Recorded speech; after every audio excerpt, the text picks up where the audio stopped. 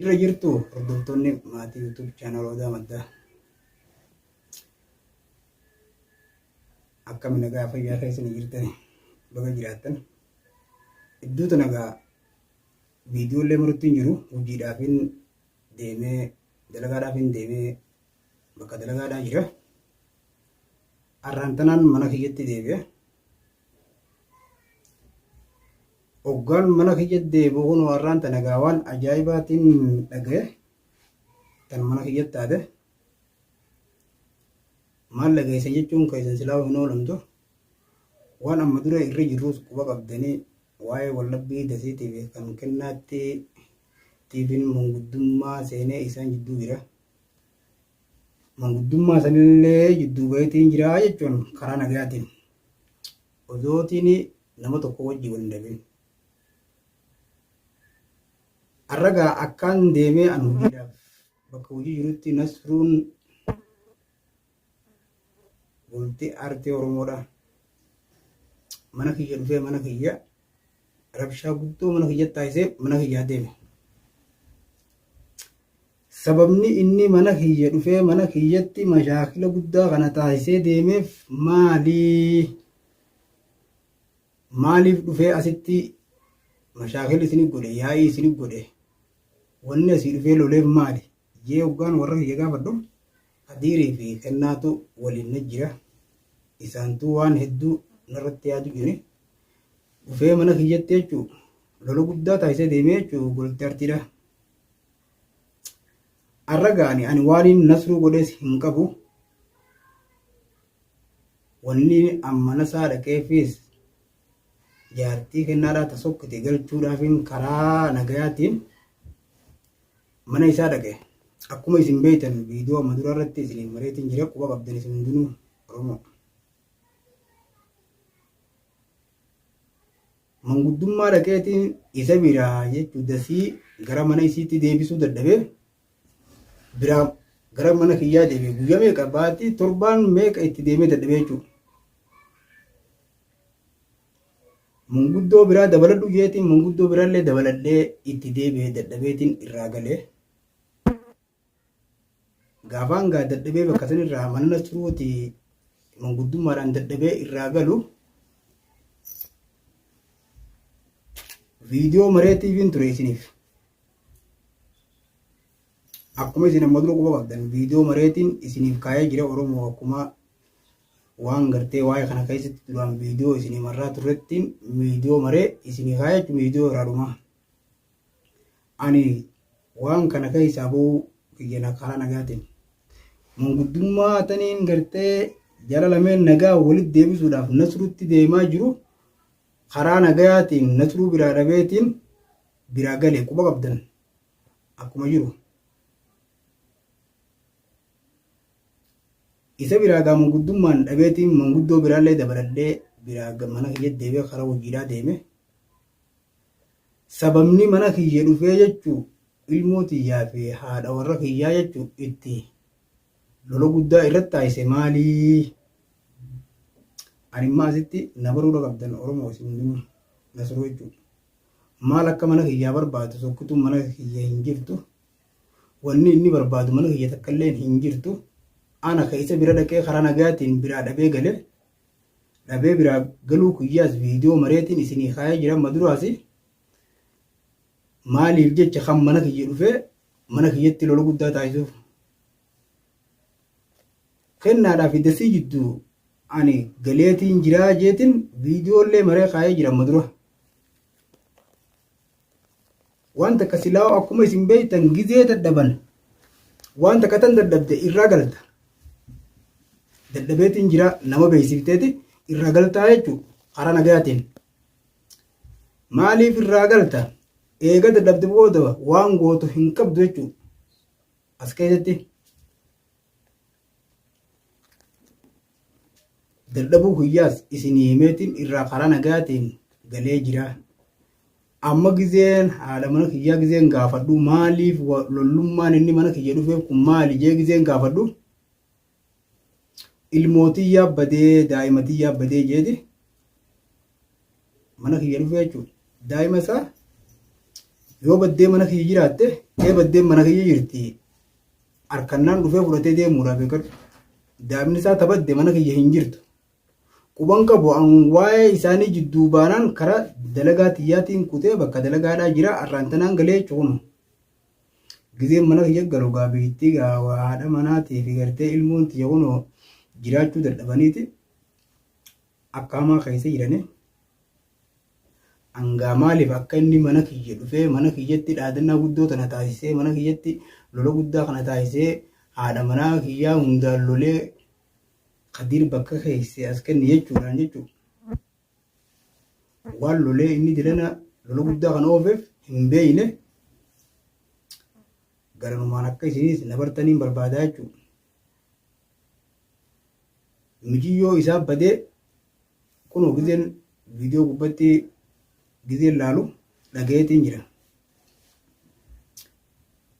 Sababaa mijiyyoon isaa itti baddees akkaataa itti kan mijiyyoo isaa diraa abjuubee fuudhee itti fuudhees ani hojii tiyyarraan jira irraa quban qabuu jechuun kana keessatti. Maali an sababnummaan inni mana kiyya dhufee loluufuu hin jirtu. Maali jechuun dhufee lola? Ani isa hin tu'inne waan takka hin goone yoo Qadiriin namiidhaa kan qabaatu taate as ba'ee dubbachuudha qaba inni. Qadiriin waan kana na godhe yoo qabaate. Waa takka hin goone mana isaa keessatti lola tokkollee hin taasifne kan mana isaatti na tumaniin jechuudha. Akkuma isaan achiin na tumanitti duraanis gaa'anaatu manguddummaadhaan waa gaafachuudhaaf jechuudha waa irraa fudhachuudhaaf dhaqee saniif na tumanii obsa kiyyaaniin irraa mana kiyya deebi'e. Eegan mana kiyya deebi'e booda egaa Oromoo teenya egaa dadhabee galee mana kiyya galee jeetiin viidiyoo isiniif kaa'ee ture. Ankara hojii tiyyaatiin kute. Akkuma isin beektan gaa biyya tana keessa namni dalagatu malee jiraachuu hin danda'u. Duraanuu gaa isaan ijoolleen wal dhabde tun obboleeyyan kiyya. Obboleeyyan lamaan jidduutti namni toltuma yaada. Yoo hamtuun jidduu jiraatte hamtuu san jidduu fitee toltuu jidduu yaada jechuufin dalagaan silaa itti jiru taniin ittiin jiraadhu taniin gartee biyya tana keessa ittiin bulu irraa jechuu jidduu bahee guyyaa meeqa torbaan meeqa jidduu bahee isaan jidduu jira. Kana hundaa'uu gaa irraanfatanii akka inni kun karaa manguddummaatiin karaa nagayaatiin nama wal dhabe kana walitti araarsuuf deemaa dagataniiti. Intalallee tanii silaa mana isitti silaa nagayaan deebisu na dhorkanii jechuun na tumanii irraa galee eegan mana kiyyatti galillee isaan irraa jiraachuu dadhabeetiin jiraachuun nasrurraa. Animma gamanumaan viidiyoo tanaas akka like share gochuudhaan isa biraan naaf geessaniin barbaada. Maaliif? Wohuma nasruu wooma mana kiyyaa qabuu hin qabu. Mana kiyya dhufee sababaa gartee mana kiyya dhufee mana kiyya lola taasisuuf hin qabu as keessatti. Maalumaaf taasisaa mana kiyya keessa lola? Ani isa tuqee hin beeku. Nagaa mana isaa dhaqeetiin mana isaarra nagaa hin gale. Wannummaan dhufee anaa mana hin jirre jechuun haadha warraatii fi daa'ima xiqqoo irratti jechuun lola guddaa wanni taasisee dhaadannaa gurguddoo mana kiyya keessatti wanni kaayyatuuf maali? Ani nasruu yootiin waan biraan qabaate waan kanaan si qabajee suduudhaan dhufee yeroo mana kiyya jirutti mana kiyya nat dhufee na gaafachuu ni danda'a. Saniin ala na duuba mana kiyya dhufee manuma kiyyatti wanni haadha warraatii fi daa'imoonni jiraachuu dhorkuuf maali? Maaltu barbaadeet inni? Animma yaada inni mana kiyya dhufeefis hin beeku. Wanni inni barbaadaaf mana kiyya dhufees mana kiyya hin jirtu quban qabu. Lamni inni wal dhabbii qabaniinis nama biraati. Isaaf kennaa jidduudha wal dhabbiin jirti. Wal dhabbii isaanii sanillee jidduu fixayeetiin dadhabe. Nama namarra beeku silaa waa itti himuun nama dhibdi yaanii akkuma Oromoo ta'e akkuma dur jiru. Narra beekaniitiin jechuudha. Dadhabee isaan jidduu gale. Isaan lamaan jidduu baheetiin jiraa jeetiin viidiyoolee maree Oromoo guutuu beeksisee jira. Wannummaa mana kiyya dhufee mana kiyyatti daa'ima xiqqaadhaa fi haadha manaa wanni jiraachuu dhorkuun maali? Tuffii xiyyaa qabamu maali? ani nasruu yoo kana barbaadu taate wulii naaf inni inshallah yoo rabbi jee anaaf nasruu laatu wal harkaa'u yoo nasruu firaa lorkuu dadhabe silaawu ni gartan akka inni roorroo gartee mana kiyya keessatti taasisee jiru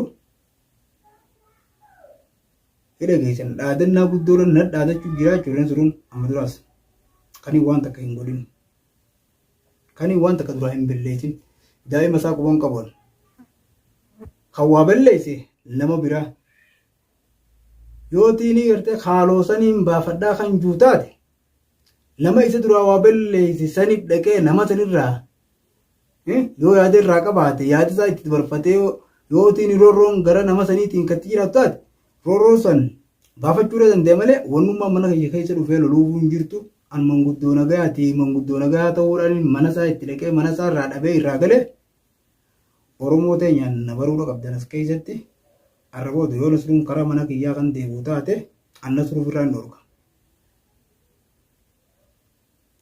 Yoo narra jabaatee kan gartee waan biraa na godhu taatellee ani isa nasruu shakkeetiin jira awwaan inni narra yaadu deemus hin beeku manni kiyyaas naaf eeggamuudha qabaas booda kanaa seeraanis naaf eeggamuu qaba. Biitti keessa jiru biyya namaallee yoo taate biitti seeraan bulti seeraanis naaf eeggamuudha qaba. Yoo kan na duubatti gartee mana kiyya dhaqee mana kiyya kan akka amma dura lole kanatti jechuu lolo guddaa mana kiyya akka taasisu taate naaf nasruu wal arkinus wal dhiisuuf hin yaanu. Gurbaa tokko deemaan gurbaa Alii kan jaaniin tokko nasruudhaa wajjin deddeema. Alii sanii wajjin dhufanii jechuun mana kiyya Alii fi isaa wajjin dhufe.